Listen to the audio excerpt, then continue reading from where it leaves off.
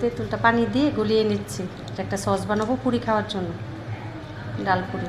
সসটার recipe দেখাবো আপনাকে কীভাবে, একদম সিম্পল রেসিপি। লবণ দিচ্ছি, স্বাদ মতো লবণ দিচ্ছি, আর বিট লবণটা অল্প একটু দিলাম। বিট লবণটা অল্প একটু দিচ্ছি টেস্টের ফ্লেভার আসার জন্য আর কি। মরিচ পুড়ে নিচ্ছি, পুড়ে নিলাম তেঁতুলের জন্য সালাম। এখন এটা বলক উঠাবো।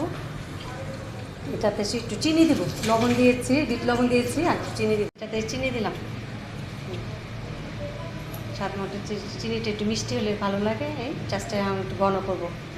1 চামচ কর্নফ্লাওয়ার দিলাম, 1 চামচ দিলাম, এখানে 2 চামচ কর্নফ্লাওয়ার, এখানে 2 চামচ কর্নফ্লাওয়ার দিয়ে মিশিয়ে নিচ্ছি। তেঁতুল এটা দেবো। কর্নফ্লাওয়ারটা মিক্স করছি যেন ঘন হয়।